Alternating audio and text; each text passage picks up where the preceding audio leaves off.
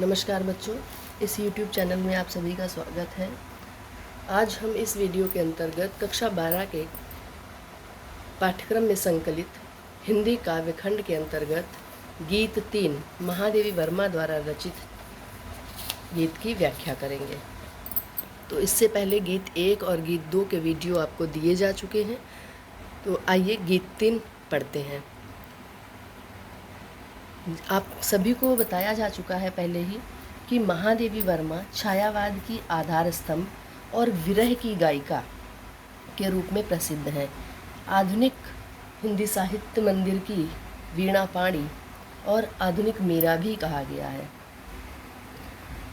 इनके गीतों में जितने भी गीत इन्होंने लिखे हैं, इनके गीतों में वेदना और पीड़ा झलकती है, जो कहीं ना कहीं इनके व्यक्तिगत जीवन को दर्शाती है। इनका व्यक्तिगत जीवन काफ़ी वेदना से भरा रहा है, पीड़ा से भरा रहा है, और वे अपने गीतों के माध्यम से जो छायावाद की विशेषता है, रहस्यवाद, अपने गीतों के माध्यम से उस रहस्यवाद को दर्शाती हैं। अपने अज्ञात प्रियतम परमात्मा को पाने के लिए बेचैन रहती हैं। वो गीतों के माध्यम से मानव को प्रेरणा देती हैं, संदेश देती हैं कि हर व्यक्ति को अपनी साधना में, अपने उद्देश्य में रत रहना चाहिए। और जो ये गीत 3 है, इस गीत 3 में वो अपने जीवन को बादल के टुकड़े के समान, एक बदली के समान बताती हैं कि जैसे एक बदली होती है, हर समय उसमें जल भरा रहता है, वैसे ही इनका जीवन भी आंसुओं से भरा हुआ है। तो आइए गीत 3 पढ़ते हैं। मैं नीर भरी दुख की बदली। क्या कहती हैं कवित्री इस गीत में? ये भी एक विरह का गीत है, और इसमें आप पढ़ेंगे तो वेदना और पीड़ा आपको अक्षरशः दिखाई देगी।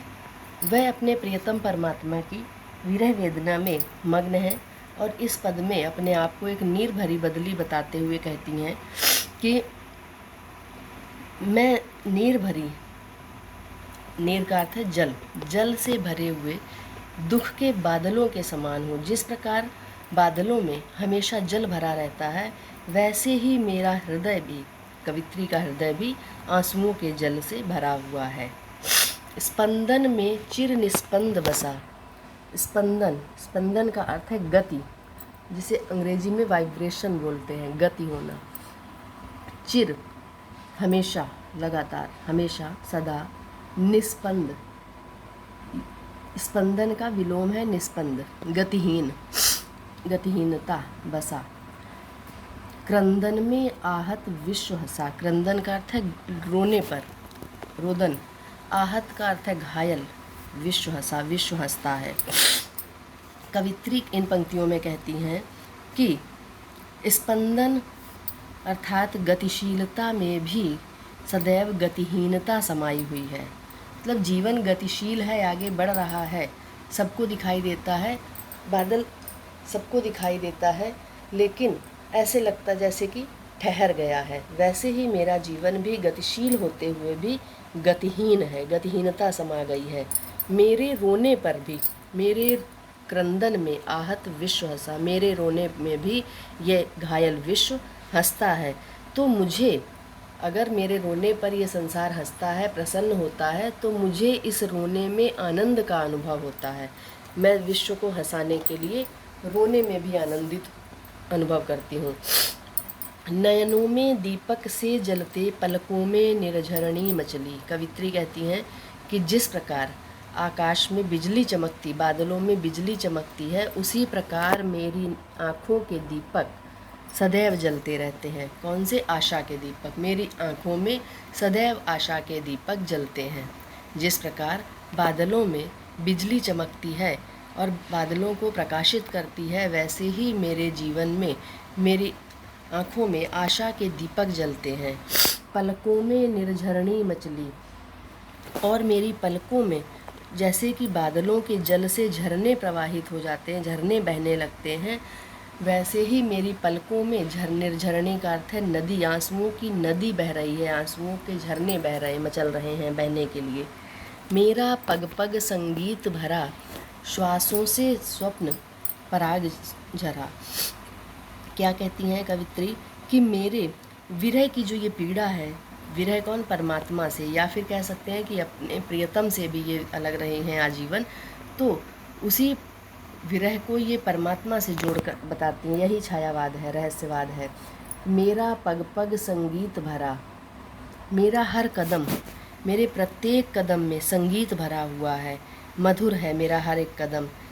मतलब कोई भी कदम मैं ऐसे नहीं रखती हूँ कि जैसे बोझिल हो, संगीत से भरा हुआ आनंदित होते हुए आगे बढ़ती हूँ। मेरी सांसों में स्वप्न पराग झरा, मेरी सांसों में सपनों का पराग, कौन से सपने, अपने प्रिय से मिलने के, अपने प्रियतम से मिलन के स्वप्न का पराग भरा हुआ है, पराग झरता है। नभ के नव रंग बनते दुकूल, नभ के आकाश के नए नए रंग, नव रंग अर्थात नए नए रंग। जिस प्रकार जैसे जब बादल होते हैं तो आकाश में इंद्रधनुष के नए नए रंग दिखाई देते हैं, इंद्रधनुष सुशोभित होता है बादलों में, वैसे ही मेरे जीवन में आशा की नई नई किरणों के नए नए रंग बनते हुए दिखाई देते हैं। छाया में मलय बयार पली, और जिस प्रकार मलय पर्वत की सुगंधित वायु होती है, किसकी, बादलों की छाया में, बादलों की छाया में जिस प्रकार मलय पर्वत की सुगंधित वायु पलती है, उसी प्रकार मेरे मन में भी एक नए नए सपनों की सुगंध बिखरती है। तो एक बार फिर से ये पूरा पद्यांश सुन लीजिए। मैं नीर भरी दुख की बदली, स्पंदन में चिर निस्पंद बसा, क्रंदन में आहत विश्व हंसा। कवित्री अपने अज्ञात प्रियतम के विरह में व्याकुल हैं और विरह की इस वेदना में भी वो आनंद का अनुभव करती हैं। कहती हैं कि जिस प्रकार बादलों में हमेशा जल भरा रहता है, मेरा जीवन भी उसी बादलों के समान, उसी बादल के समान मैं भी एक दुख की छोटी सी बदली हूँ। मेरे जीवन की गतिशीलता में भी गतिहीनता समाई हुई है, और मेरे रोने पर यदि ये घायल विश्व हंसता है तो उस रुदन पर मैं प्रसन्न, मैं आनंदित होती हूँ, मैं सदैव के लिए रोना चाहती हूँ यदि विश्व प्रसन्न हो।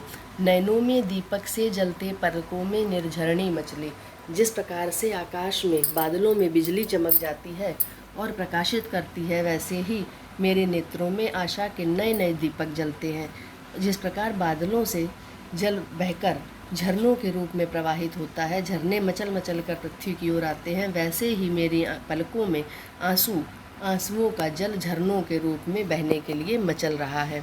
मेरा पग पग संगीत भरा, श्वासों से स्वप्न पराग झरा। मेरा प्रत्येक कदम संगीत से भरा हुआ, मधुर ध्वनि से भरा हुआ है, अर्थात मुझे अपने हर कदम में, हर क्षण आगे बढ़ने में आनंद मिलता है, और मेरी सांसों से सब अपने प्रिय से मिलने के सपने का पराग झर रहा है। जिस प्रकार नभ के नवरंग बनते दुकूल, जिस प्रकार आकाश में इंद्रधनुष के जब बादल होता है, बादल चमकने पर इंद्रधनुष बनता है और नए नए रंग दिखाई देते हैं, वैसे ही आसमान के रंगों के समान बनते दुकूल, दुकूल का अर्थ है दुपट्टा, वैसे ही ये इंद्रधनुष के विभिन्न रंग मेरा दुपट्टा बनते हैं। छाया में मलय बयार पली, और जिस प्रकार आशा की किरणों के कौन सा दुपट्टा बनते हैं, ये आशा की नई नई किरणों के दुकूल तान देते हैं। आसमान के नए रंग जैसे आसमान को सुंदर बनाते हैं, वैसे ही मेरे सपनों के नए नए रंग मेरे जीवन में आशा की किरणों का दुपट्टा तान देते हैं। छाया में मलय बयार पली, आज जिस प्रकार बादलों की छाया में मलय पर्वत की सुगंधित हवा पलती है, वैसे ही मेरे जीवन में सुगंधित सपने पल रहे हैं। तो अलंकार यहाँ पर एक तो मानवीकरण है, प्रकृति का मानवीकरण किया गया, बादलों को एक साक्षात रूप में बताया गया है। पुनरुक्ति प्रकाश पग पग जहाँ आया है, यहाँ पुनरुक्ति प्रकाश अलंकार है, मानवीकरण है, रूपक है। कौन सा रूपक, देखिए, एक तो नीर भरी दुख की बदली, ठीक है, ये सारे दीपक, और उपमा भी है। उपमा कहाँ है, दीपक से जलते, यहाँ पर उपमा है। गुण माधुर्य है, रहस्यवादी प्रतीकात्मक गीत शैली है, करुण रस है। करुण रस में माधुर्य कहाँ पर होता है? जहाँ करुण रस में साथ साथ यहाँ प्रियतम के बारे में भी, अज्ञात प्रियतम से प्रेम के बारे में भी बताया गया है, इसलिए करुण के साथ साथ ये श्रृंगार का एक सम्मिलन है। अगला पद्यांश। मैं क्षितिज भ्रकुटी पर घिर धूमिल। क्या कहती हैं कवित्री कि मैं जिस प्रकार बदली क्षितिज पर, आसमान की भ्रकुटी पर धूमिल, आसमान की भ्रकुटी पर जब ऊपर पहुंचती है तो धूमिल हो जाती है, वैसे ही मैं भी, मेरा जीवन भी क्या है, इस क्षितिज भ्रकुटी पर जाकर धूमिल सा पड़ने लगता है। चिंता का भार बनी अविरल, और चिंता का भार, मेरे जीवन की चिंताओं का, मैं अपने लिए स्वयं एक चिंताओं का भार बनी हुई हूँ। रज कण पर जलकण हो बरसी।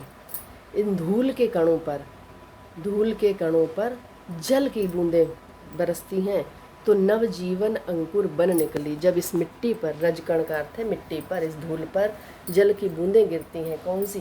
बादलों से। जब इस बदली से धूल की बूंदों पर जल की बूंदें बरसती हैं तो नए अंकुर के रूप में, जहाँ जहाँ बीज पड़े होते हैं वहाँ वहाँ नया अंकुर एक निकलता है। वैसे ही मेरे जीवन, मेरे आंसू इस संसार में एक नए बीज का रोपण करेंगी, एक नए पौधे को जन्म देंगी। पथ को न मलिन करता आना, पद चिन्ह न दे जाता जाना। संदेश देती हैं कि जिस पथ पर चलो उस पथ को कभी मलिन न करना, अपने अच्छे कार्यों से उस पथ को प्रशस्त करना, ताकि उस पथ पर, उस मार्ग पर पीछे आने वाले लोग आपको याद कर सकें, आपका उपहास न उड़ा सकें।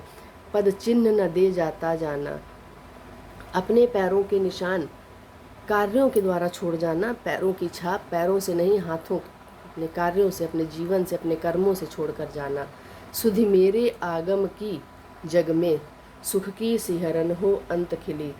सुधि याद आगम की, आने की, इस संसार में, जब भी मेरे आने की याद इस संसार में की जाए, अर्थात मेरे आने का वर्णन इस संसार में किया जाए, तो लोगों को एक सुख की प्रतीति हो, सुख की सिहरन हो। जैसे बादल बरसने के बाद लोगों को, मनुष्य को एक आत्मिक शांति का अनुभव होता है, वैसे ही जब जब मेरा नाम लिया जाए तब तब व्यक्ति प्रसन्न हो, खिल उठे। विस्तृत नभ का कोई कोना, मेरा न कभी अपना होना।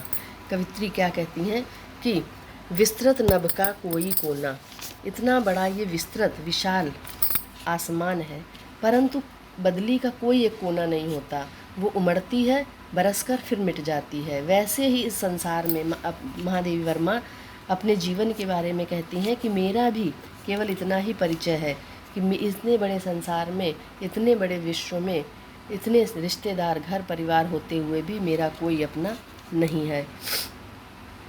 परिचय इतना, इतिहास यही, उमड़ी कल थी मिट आज चली। बदली का इतना ही परिचय होता है, इतना इतिहास होता है, जब उमड़ती है तब दिखाई देती है, बरसती है तब दिखाई देती है, और उसके बाद मिट जाती है, फिर कोई उसे याद नहीं रखता। तो महादेवी वर्मा अपने जीवन के विषय में कहती हैं कि इस विस्तृत संसार में कोई भी हिस्सा मेरा नहीं, कोई भी मेरा नहीं है। मेरा तो केवल इतना ही परिचय और इतिहास है कि मैं कल पैदा हुई थी और आज मिट चली हूँ, आज मिट जाऊँगी। ये सांध गीत इनकी रचना है, सांध गीत से लिया गया है। वियोग श्रृंगार है इसमें भी, अनुप्रास और मानवीकरण अलंकार है। श्रृंगार जब है तो माधुर्य गुण होगा और गीत शैली है। कहने का तात्पर्य यहाँ पर केवल ये है कि मानव केवल अपने लिए नहीं कहा कि मैं उमड़ी कल थी मिट आज चली, सबके लिए वही है। मानव जीवन नश्वर है, जिसने कल जन्म लिया वो निश्चित आज उसकी मृत्यु होगी, जिसने आज जन्म लिया निश्चित ही उसकी कल, अर्थात कल से तात्पर्य ये है कि आने वाले समय में जो जन्मा है वो अवश्य मरेगा। इसलिए ईश्वर की शरण ही उपयुक्त माध्यम है।